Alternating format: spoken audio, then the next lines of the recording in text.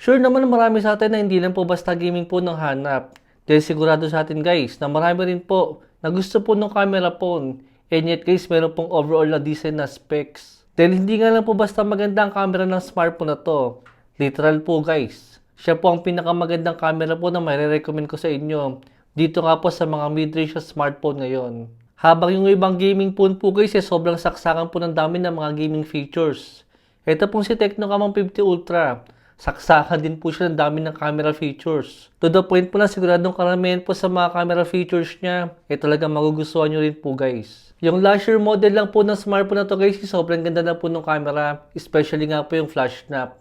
Pero dito po sa may bagong version, bukod nga po sa may flash snap na mas in-upgrade po ni Tecno ngayon, guys, napakarami pa po niya mga AI features, especially nga po sa may camera niya, at ibang mga features pa na makakatulong po sa pang-araw-araw natin. Dahil lang isang malaking improvement nga po ng flash snap niya dito sa may Tecno Camon 50 Ultra.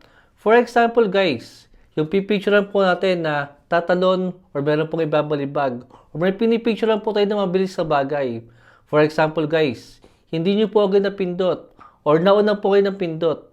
Magugulat po kayo dito guys. Dahil yung camera po ni Tecno, ito pong AI features niya sa may flash snap. Magugulat ka guys. Perfect pa rin po yung pagkaka-picture natin. Hindi mo inaasahan guys na kahit na delay ka or kahit na una ka. Pero yung magiging resulta po ng picture natin is napaka-perfect pa rin po. Na para bang hindi tayo nagkamali. Malaking bagay po talaga guys sa mga AI features. Especially nga po sa may camera niya. Guys, imagination nyo lang po ang limit kung saan nyo po gagamitin yung ganyang klase nga po ng features na nandito nga po sa may Tecno Camon 50 Ultra. Kung papansin nyo nga po guys yung mismong image natin ngayon, meron po siya mga nakalagay na mga AI features dito. After nga po natin picturean. Meron po siyang tinatawag na AI Auto Zoom. Alam niyo na po yung ibig sabihin yan guys. Kung sakaling hindi niyo po na-zoom yung pipicturean nyo, guys, i-zoom po ni Tecno yan. Gamit nga po yung AI niya. Para ma-improve nga po yung picture natin. Ito pa isang malupit dito guys. Meron din po siyang tinatawag na AI Art Gallery. Kahit anong picture natin dito guys, kaya po nyo i-convert sa isang art style na available nga po sa may Tecno AI. Kaysa gumamit po kayo ng ibang application na AI, hindi nyo na kailangan gumamit guys. Dahil meron na pong built-in dito kay Tecno yan. Marami tayong pagpipilian na art style sa kanya, depende po sa may gusto nyo. Meron din po siyang AI Shadow Remover. Alam nyo na po yung ibig sabihin yan guys. Even dito nga po sa mga zoom shots natin, kaya na rin po nyo ngayon guys ang 100x zoom. Ito po yung ilang sample natin. Tingnan nyo naman guys kung gaano pong kalayo yan. And yet pagka po pinicturean natin, maganda pa rin naman yung quality niya. At medyo decent pa rin po yan. Para po sa isang 100x zoom. Pero guys, pagdating po sa mga 3x zoom, sa 5x zoom, dyan nyo po talaga makikita kung gaano pong kaganda ang camera ng Tecno Camon 50 Ultra. Sobrang sharp pa rin po niya at sobrang detailed pa rin po ng mga picture natin. Guys, naka 50 megapixel Sony Lightyear 700C camera sensor siya. At siya lang po meron ganyang klase ng sensor sa mga mid-range po ng mga smartphone ngayon. Tapos siya rin po isa sa pinakamurang merong 50 megapixel nga po na telephoto lens with 8 megapixel ultra wide saka po 50 megapixel na front selfie camera. Guys, bukod nga po sa mga camera features na sinabi ko sa inyo kanina, kahit sa mga simpleng picture lang guys, sigurado hindi po kayo makukulangan sa may quality ng camera niya. Mapa-portrait mode, zoom shots pa yan, night mode, at sa mga high resolution po ng mga front selfie camera, talagang di po kayo mabibigo sa may camera po ng Camon 50 Ultra. Ito rin pala guys yung sample ng 4K 30fps sa video niya habang naka-on po yung stabilization natin. Well guys, para sa akin, bukod sa magandang quality, stable po talaga kahit paano guys yung video natin dyan. Ito naman po yung sample pagka po naka-off yung ating stabilization. Siyempre, expect nyo na po yan na mauga po yung magiging resulta niya. Guys, napakarami po mga camera features at mga AI features po nito si Tecno Camon 50 Ultra. Ito pa po yung ilan sa kanya. Meron pa siyang tinatawag guys na spatial effect. Yung parang magiging 3D po yung image natin. Then meron din po siyang live photo. Same po nung nasa iPhone na medyo gumagalaw po yung image natin. Sobrang dami po ng mga AI features po ng smartphone na to. Masyado pong hahaba yung video natin kung isa-isahin po natin yan guys ngayon. Guys, ang isa pang magandang features po sa may smartphone na to is meron nga rin po siyang tinatawag na Find My Phone. Same po na nasa ibang mga smartphone at kay iPhone guys. Pero ang kaibahan po sa kanya, kahit po wala tayong data, At kahit naka-turn off po yung data natin, at kahit po wala tayong internet, guys, magagamit nyo pa rin po yung Find My Phone niya. Dahil nga po, meron siya mga features na dito lang po meron, guys. I think malaking bagay po yan. Unlike nga po sa ibang smartphone, guys, na kailangan po ng data at kailangan po ng internet bago nga po gumana yung Find My Phone. Guys, ito pa bagong features kay Tecno. Supported na rin po siya ng eSIM ngayon. Same po ng ibang mga mid-range na mga smartphone. Dito po sa may built-in design niya. First impression ko sa kanya, guys, maganda naman siya para sa akin. Pero sa ilang araw ko nga pong gamit yung smartphone na to, parang di rin po ako ganun nagagandahan sa may design niya. Mas prepared ko po, guys, yung Camon Premier series. Mas formang camera po guys yung mga Premier version. Compare nga po dito, guys, sa parang camera module lang po siya ng Samsung. Dahil itong Tecno Camon 50 Ultra nga po, guys, parang mas premium pa pong hawakan. Itong Camon 50 na base version. Compare nga po dito, guys, na naka-curve display siya. Pero ito pong regular version is naka-flat display lang po siya. Parang mas premium pa to, guys, para sa akin. Compare nga po dito. Guys, kailan lang po sobrang ganda po ng build quality ng Tecno Camon 30 Premier na meron nga pong metal frame saka po naka-leather back design. Pero dito po ngayon, guys, sa mga bagong version po nila, medyo nagiging downgraded po yung mga build quality po ng mga smartphone na Tecno ngayon. Dahil naka-plastic na nga lang po, guys, ang Tecno Camon 40 Premier. Saka po itong bagong version na Camon 50 Ultra. Pero binawi naman, guys, sa may IP ratings. Dahil malaking upgrade po siya. Dahil naka-IP69K na nga po siya na ratings. Yan po, guys, ang pinakamataas sa ratings ngayon sa mga smartphone. Na madalas nga po sa mga flagship lang po natin makukuha. Pero ewan ko lang po, guys, kay Tecno. Kung maglalabas pa si Tecno, guys, ng Camon 50 Premier. Dahil sigurado, guys, yun po yung meron mas magandang specs compare nga po sa may Ultra ngayon. Pero pagka po nakakabit, guys, yung case nga po ng Tecno Camon 50 Ultra, parang mas premium po siyang hawakan. Compare nga po sa pagka po wala siyang case. Ito napakaganda po, guys, ang case. Dito si Tecno Camon 50 Ultra. By the way, guys, apat na color nga po pala yung available sa kanya. Itong Misty Purple na nasa atin ngayon. Moon Shadow Black, Luminous Orange, at Nebula Titanium. Para sa akin, guys, parang mas gusto ko itong titanium compare nga po sa may purple. Dito po sa may display natin, first time to, guys, para po sa isang traditional smartphone nga po, guys. Then naka-HDR support na po siya. Dito po sa may display ng Camon 50 Ultra. Sa ibang specs po nyo, guys, sa may display, meron pa rin po yung 144Hz sa refresh rate, 6.78 inches sa display, 1.5K resolution, saka po Gorilla Glass 7a na protection. Dito po sa may software niya, guys, malaking upgrade po ito kay Tecno.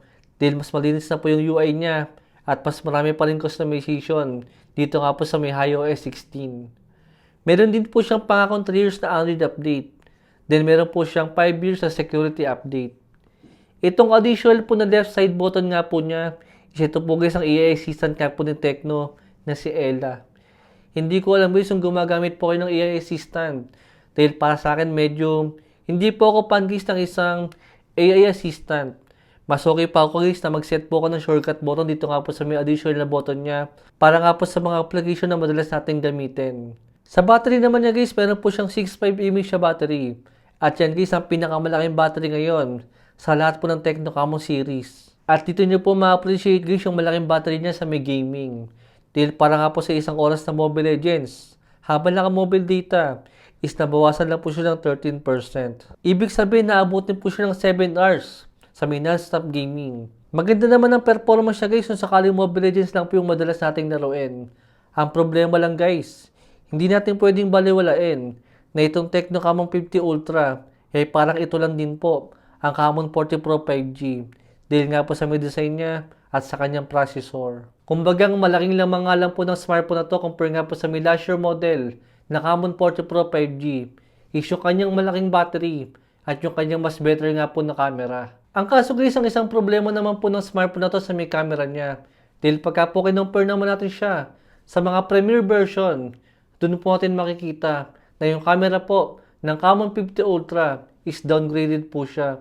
Compare nga po sa may last year model na Camon 40 Premier. Maybe ramdam pa rin talaga ni Tecno, guys, yung pagtaas nga po ng presyo ng mga RAM saka mga storage. Kaya imbis po na itong Tecno Camon 50 Ultra, ito lang po dapat, guys, ng Camon 50 Pro 5G. Ang ginawa po ni Tecno, hindi po muna sila naglabas na Camon 50 Premier. Sinubukan din po namin siya guys sa may Crystal of Atlan at nabawasan po siya ng 16% sa isang oras po na gaming sa kanya. Still naka-mobile data pa rin. Ang nakakapagtaka lang po dito guys, mas naging mainit pa po yung temperature ng Mobile Legends kanina na umabot nga po ng 46 habang 45 lang po sa may Crystal of Atlan. Maganda naman yung performance niya, smooth naman guys yung gameplay natin. Ang kaso lang ulit guys, kung mabibili nyo po yung smartphone na to sa higit 20k nga po na presyo, kahit gaano po kaganda yung camera niya, still sadyang bitin po talaga guys yung Dimensity 7400. Dahil marami pong smartphone ngayon na meron pong ganyang klase ng processor din sa mga less than 15,000 lang po na presyo. Yung iba nga guys, nasa 10k pa. Lalo pa guys kung talagang hindi ka naman nakapokus sa may camera at sadyang nagandahan ka lang sa kanya. Guys, sobrang marirecommend ko po yung smartphone na to kung talagang camera po yung hanap nyo. Pero mas maganda po kung makukuha natin siya sa mas murang presyo, hindi po sa higit 20k. Tulad po guys, yung nakaraang ginawa ko po ng unboxing yung smartphone na to. Nag-sale po siya guys, ng around 16,000 lang o around 15,000.